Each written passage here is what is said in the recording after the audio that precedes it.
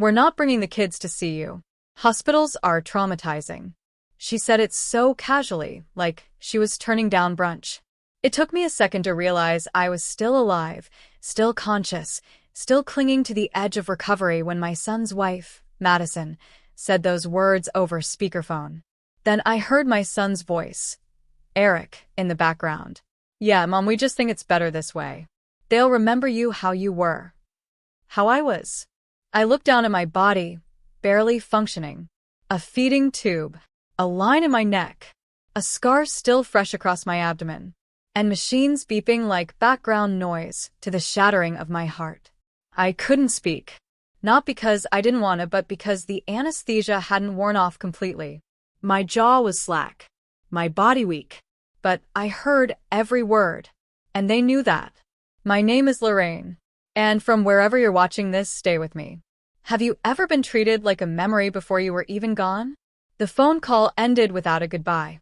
I blinked, slow and heavy, unable to process the cold finality in my own son's voice. I wasn't even asking for much. I didn't expect balloons or a prayer circle. Just to see my grandkids. Just to feel like my life was still real to someone outside these four walls. The nurse came in right as the tears rolled silently. She didn't ask what happened. She just wiped them gently and whispered, "They don't deserve you." I wanted to believe her, but in that moment it felt like no one did. For weeks, I stared at the ceiling, trying to remember what I'd done wrong. Had I loved him too much? Too little? Was I too present? Or not enough? I remembered birthdays. Every single one. I remembered staying up all night with him when he had the flu. I remembered cashing out my retirement to help with their down payment. And now, they couldn't even bring the kids to say hello. They had already buried me, just not officially.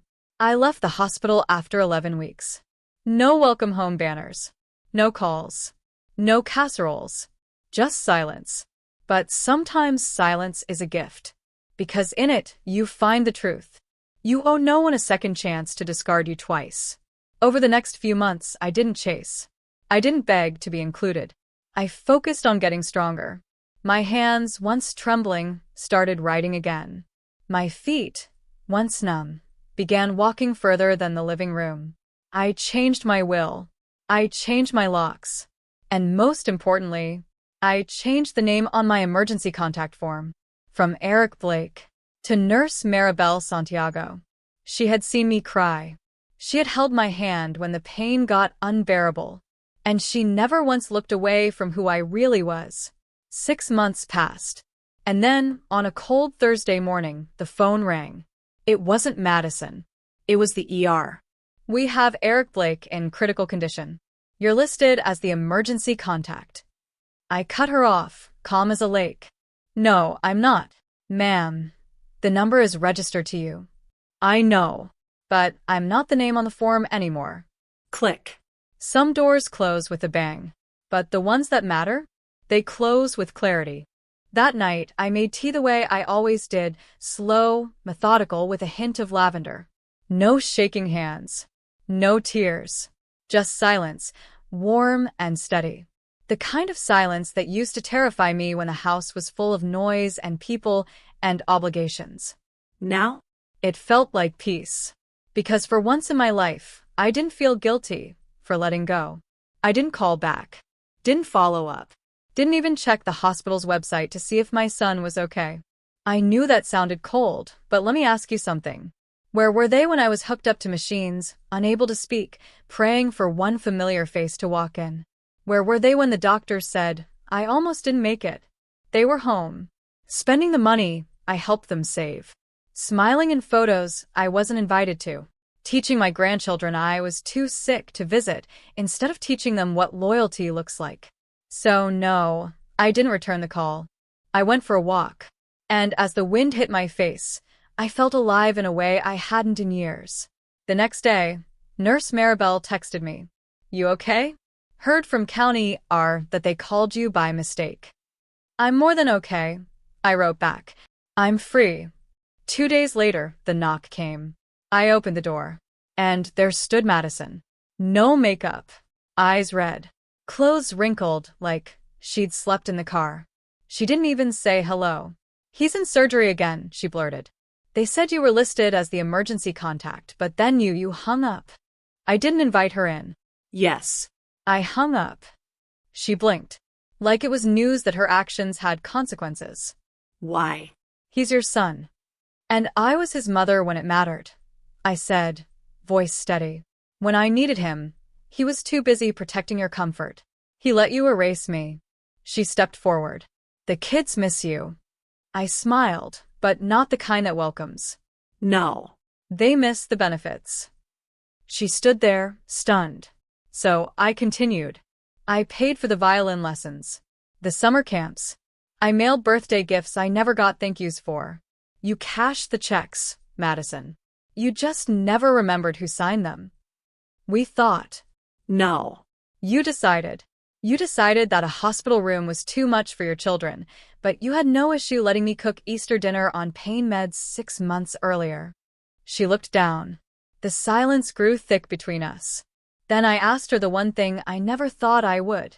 "Why did you hate me so much?" She didn't deny it. Didn't even try. "Because you always made him look small. You were the strong one. He never knew how to be a man around you." I stood there, stunned, then laughed. Not loud. Just one breath. "I made him look small by surviving?" She had no answer. Because truth doesn't need to yell. It just stands. I closed the door. Slowly. No slam. No scene. And, on the fridge behind me, a new sticky note, this time, written by me. "Peace isn't petty. It's earned." That was the last time she came to my door. Because eventually people learn. The ones they thought would always be there are the ones they should have never tested. The first time I walked back into the community center after my recovery, I half expected people to stare, to whisper, to pity. But instead, I got applause. Not loud, not performative. Just quiet nods, soft claps, and hands over hearts.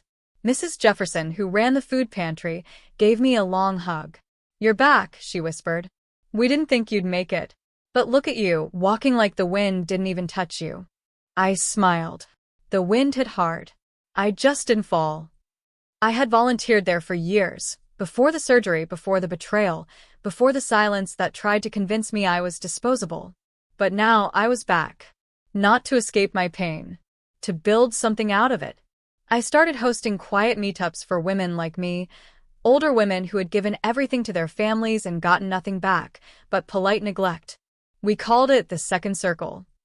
Because that's what we were, not the first call, not the first choice, but the ones who still showed up when everyone else vanished. One Tuesday, a woman named Bernice stood up. She'd been a nurse for 30 years. Raised 4 kids. Now lived alone on cat food and pension dust. They visit when they want something. And when I say no, suddenly they need space. I gave birth to space. The whole room laughed. But under it, we all knew the ache. We didn't need revenge. We needed restoration. And I was starting to feel it. In my bones. In my mornings. In the way I no longer reached for my phone hoping my son had texted. Because I had stopped needing crumbs. But the universe? It has a way of circling back. A month later, I got another call from the hospital. But this time it wasn't from them. It was a nurse I knew. One who'd seen me during my stay. "Lorraine, I know you're not on the contact list anymore, but your son's kids are here." Yar. Madison left them in the waiting room and disappeared. "What happened?" "Car accident. He's stable." She panicked. Took off. I felt nothing at first. No fury. No fire. Just the kind of heavy silence you feel when life offers you a test, again. I drove there quietly. When I walked into the ER lobby, the 2 kids, Caleb and Lila, looked up. They didn't recognize me at first. But then Lila stood. "Grandma?" I hadn't heard that word in so long, it almost hurt. I sat beside them, wrapped them both in my arms. And for a second, all the anger in the world went quiet. Not because I forgave, but because I remembered. Remembered that no matter how much their parents failed me, they hadn't. Eric was unconscious when I peeked into his room. Machines humming. Oxygen tube in. Just like me, 6 months ago. Only this time, I was standing. He wasn't. Madison was nowhere to be found. The nurses said she screamed something about not being built for this and ran. The kids had no one else. So I called child services. I explained everything, calmly, clearly, with dates and documents and the emergency contact history to back it up. They asked if I was willing to take the children temporarily. Not temporarily, I said. I'll do it right. As I signed the forms, I felt something shift. Not power. Not revenge. Ownership. Of my worth. Of my name.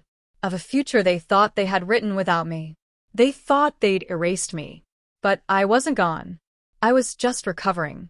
And now, I was writing the next chapter, with my own pen. 2 toothbrushes. A SpongeBob nightlight. 1 worn teddy bear, missing an eye. That's what the kids arrived with. No coats. No school supplies. No apology. Just fear in their little eyes and a silent question I could feel before they spoke it. Are we safe now? I nodded. You're home. Not the house they left. Not the cold, white walls of the hospital. Not the mess Madison ran from. Here. With me. They were home. I had no intention of raising children again in my 60s. My knees ached on cold mornings. My hands weren't as quick.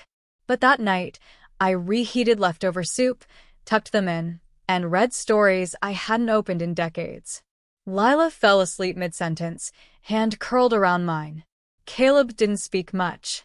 But before he closed his eyes, he whispered, I didn't want to leave you, Grandma. Mommy said you were too sad. Too sad? no. I was too aware. Too awake to their manipulations. Too steady to be shattered twice. The next morning, I did what I always do when the world tries to fold me. I stood taller. We went to the store. Bought clothes that fit. School shoes. Notebooks with their favorite cartoon characters. Snacks that didn't expire 6 months ago. And when the school counselor called to ask if I was capable of full guardianship, I sent over bank statements, a notarized document, and a sharply worded letter from my lawyer. I wasn't deemed unfit when I was paying for their private preschool and dance lessons. Don't try now. They didn't ask again. On the 3rd day, the hospital called. Eric had woken up. He's asking for you. I stared at the phone. My hands didn't tremble. Tell him I hope he recovers fully. But I'm not coming. Would you like to leave a message? I paused. Yes. I cleared my throat. Tell him the kids are safe. And tell him I signed the custody forms this time. Click. That night, Lila and I were brushing our teeth together when she asked, Is Daddy mad at you? I looked in the mirror. At my own face. The same one that raised a boy who turned cold. The same eyes that watched him disappear when I needed warmth most. I don't think he knows how to be mad at the right people, I said. But maybe one day he'll learn. She rinsed her mouth and said, He should be mad at Mommy. She threw away my birthday card from you. I froze. What? I saw it in the trash. The one with the butterfly sticker. You always do that. I did. Every single year. And every single year, they told me. It probably got lost in the mail. Now I knew the truth. I waited until they slept. Then I opened my box of keepsakes. Letters returned unopened. Photos never acknowledged. Little signs I had ignored for years, calling it miscommunication, bad timing, anything but what it truly was. Erasure. So I lit a candle. Not to mourn. To mark it. The night I stopped chasing love from people who only knew how to take. The night I stopped trying to remind them who I was. Because from now on, I'd let my presence remind them. Let my protection of those kids remind them. Let my joy, my unshaken, unapologetic joy remind them. I wasn't just surviving anymore. I was building something they never expected. A life that didn't need their permission. A week after I took full custody of the kids, an envelope arrived. Hand-delivered. Cream-colored. Embossed. Gold lettering. I thought it was spam, some catalog or fundraiser. But when I opened it, my breath caught. It was a formal invitation to Madison's baby shower. Hosted at a country club, I had once helped them join with a temporary loan they never paid back. There was no personal note. No, we'd love to see you. Just a line at the bottom. Registry link included. Diapers preferred. I blinked. Not from pain. From disbelief. That night, I made a decision. Not petty. Not impulsive. Just accurate. I pulled out my calendar and marked a date. Not for the shower. For something else. Over the next few weeks, I planned something behind the scenes. Quietly. Efficiently. Like all the best strategies. I invited a few close friends. Made a reservation at a venue I adored. The art museum downtown. The one they never wanted to visit because culture doesn't make money. I ordered cupcakes with butterfly toppers. Just like the stickers Madison used to throw in the trash. I didn't plan a party. I planned a reveal. When the day came, I dressed in a navy suit I hadn't worn since before the surgery. Strong lines. Clean buttons. Not glamorous. Just powerful. Caleb and Lila walked in wearing matching cardigans. They looked safe. Not guarded. Not unsure. Just like kids again. The room had photographers. Local press. A few city officials. Why? Because that week, I had officially launched the Second Circle Foundation for women over 55 who had been financially used, emotionally neglected, or abandoned by their adult children. We provided legal aid, housing, mental health resources, and free childcare, because guess who always gets stuck raising the next generation? At the podium, I cleared my throat and said, some of us were told we were too old, too emotional, too irrelevant. But we were never too late. We were simply on time for something different. And to the ones who left us behind, may you remember, one day, that the woman you dismissed is the reason your children still have a soft place to land. People clapped. Lila clapped loudest. Madison found out 2 days later. How? The press release. The full-page article in the Sunday paper. Headline: ICU survivor builds network for forgotten mothers. Her text came fast. Wow. You really made yourself the victim, huh? I didn't reply. Then another. Eric wants to see the kids. You don't get to cut us out. This time, I answered. You cut yourselves out. I just stopped handing you scissors. The next morning, I received an email from a lawyer. Eric had filed for partial custody. Not for love. For control. He wanted to reassert himself now that I had built something solid. Now that my name was back in the public eye, and not as a sick old woman but as a leader. What he didn't know. I had receipts. Years of negligence. Messages. Witness statements. A signed affidavit from my doctor confirming I had no visitors during recovery. And more than that, I had time. I wasn't weak anymore. I wasn't alone. I sat with my attorney, calmly sipping lemon water, while we built a case that would make it impossible for him to reclaim what he willingly gave up. Do you want to crush them? She asked. No, I said. I just wanted on record that I stood. And they didn't. Because sometimes survival isn't enough. Sometimes you must rise so high that the people who abandoned you can't even reach your shadow. Eric arrived late to the custody hearing. Unshaven. Dull-eyed.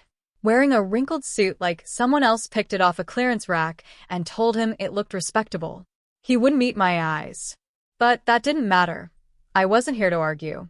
I was here to close a chapter. Lila clutched my hand outside the courtroom. Will they make us go back? I knelt to her level, brushed a loose curl behind her ear. They'll hear the truth today. Not just from me, but from the people who were watching even when you thought no one was. She looked at me like I was 10 feet tall. Inside, the judge adjusted his glasses and began. Eric's lawyer tried to paint a narrative, emotional decisions, temporary stress, a father eager to reconnect. But when it was my turn, I didn't raise my voice. I just submitted the documents. The emergency contact form signed months before. The proof Madison fled the ER leaving minors unattended.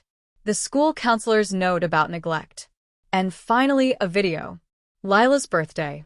Last year. The one where Madison laughed off a request to call Grandma.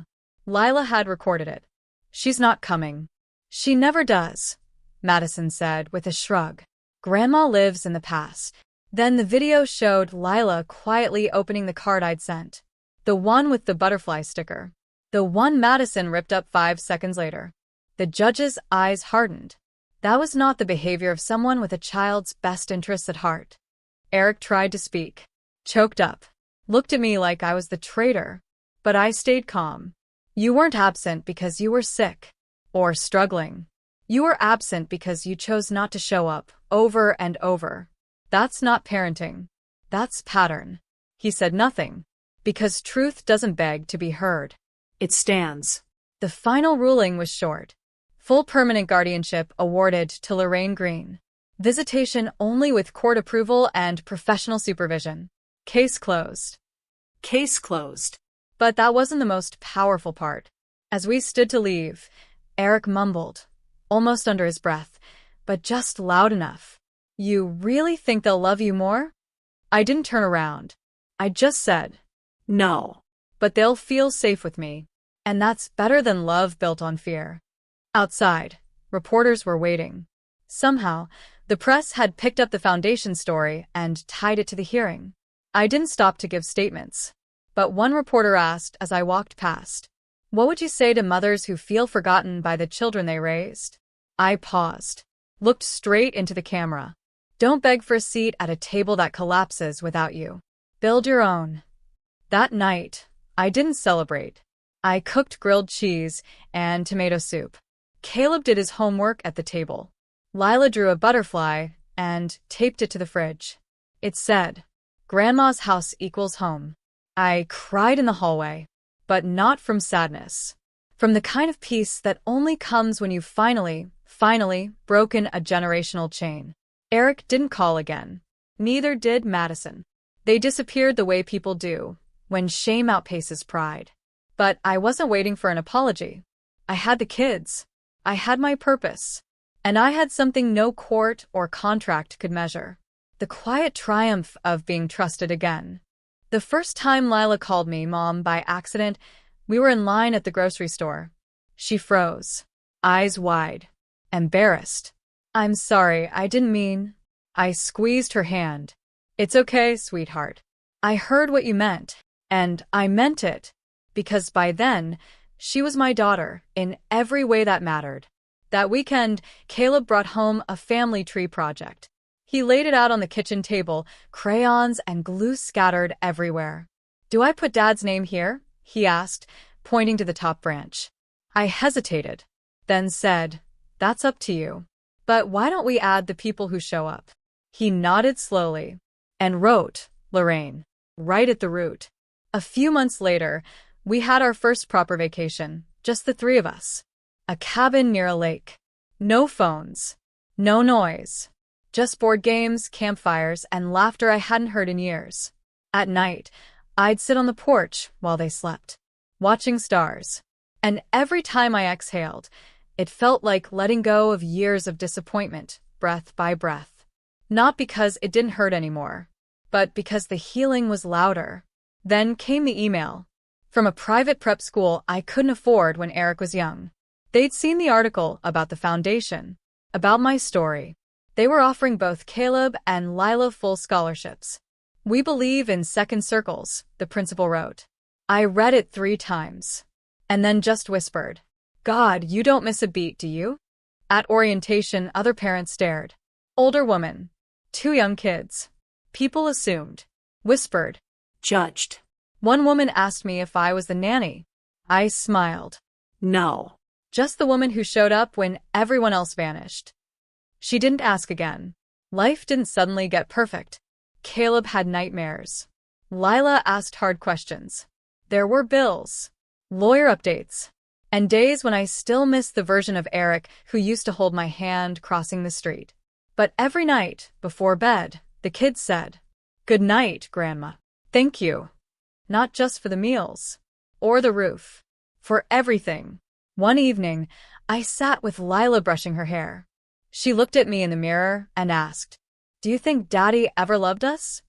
I paused, then said, I think he loved what made him comfortable. But love that disappears when it's hard isn't really love. It's convenience. She nodded slowly. Then I'm glad we live with you. The next morning, the kids surprised me. A card on my pillow. Drawings. Glitter. stickers, messy handwriting. It read, "Happy Mother's Day to the woman who became everything." And on the back, "You didn't just rescue us. You chose us. That means more." I cried in the bathroom. Hard. Because for the first time in my life, I didn't feel like someone's afterthought. I felt like someone's answer. Later that day, I sat with a board member of the foundation. We were planning our next expansion, a second circle chapter in 3 new cities. She smiled and said, "I don't know how you do it all." And I looked out the window at Caleb racing through the yard, Lila giggling behind him with sidewalk chalk in her hands. Then I said, "Because once I was alone in a hospital bed, forgotten. And now I'm someone's home." That's what legacy is. Not money. Not names and lights. Legacy is who remembers your arms when the world feels too heavy, and who runs to you when their soul needs rest. I wasn't just healing anymore. I was becoming the place where healing begins. 1 year later, the foundation's new wing opened, a renovated brownstone in the heart of the city. It had 6 bedrooms, a rooftop garden, a community kitchen, and a counseling suite painted in warm colors and lined with storybooks. Above the entrance, carved into dark oak and gold-leafed by hand, were 5 simple words. The Lorraine Green Second Circle. I stood there that morning, holding Caleb's hand. Lila twirled in her new yellow dress beside me. The press had gathered. Cameras clicked. But none of that compared to the quiet in my chest. The quiet that comes when your entire life has been screaming, and finally, it's not anymore. Caleb whispered, "That's your name, Grandma." I nodded. "It is." He asked, "How does it feel?" I smiled. Like I didn't just survive the fire. I rebuilt the house. Inside, women found comfort. Grandmothers, aunties, caretakers. So many who were left behind by the people they raised, now raising something new. I wasn't the only one. One woman, Miriam, said, "They stopped calling me Mom, so I called myself whole." Another, Sandra. "I kept giving them chances until I realized I was handing over pieces of myself." We weren't bitter. We were brilliant. We weren't angry. We were awakened. One afternoon, I got a call from a number I hadn't saved. It was Eric. "I saw the article," he said, voice quieter than I remembered. "Good. The kids look happy." "They are." Silence. "Do they ask about me?" I told the truth. "Sometimes." I never lie to them. I just remind them who stayed. He didn't argue. "Just one last question. Is there any space left for me?" I took a breath and said, "Not at this table. But I hope one day you build your own and treat people better at it than you did at mine." Then I hung up. Weeks passed. The foundation thrived. One day, Caleb stood in front of his class and gave a presentation. Topic: My hero. He didn't choose a firefighter or a superhero. He pointed at me. My grandma saved me twice. First when I was born. Second when I needed someone to believe in me again. The teacher teared up. I did too. Because that was the kind of story I had once begged to be a part of. And now, I was the whole chapter. Lila drew me a portrait for my birthday. A woman with silver hair and a golden crown. But instead of jewels, the crown had keys. "Why keys?" I asked. "Because you unlocked everything," she said. I used to sit in the dark waiting for a phone call, a text, a knock at the door from the family I sacrificed everything for. But now? I sit in a sunlit room where women laugh, where children play, where peace lives and doesn't feel borrowed. They once left me in silence, forgotten in a sterile hospital, erased from the pages I helped write. But I rose. I redefined what family meant. And now, when people walk through those doors, they don't see a victim. They see a woman who refused to disappear. A woman who wrote her own ending and made it a beginning for others.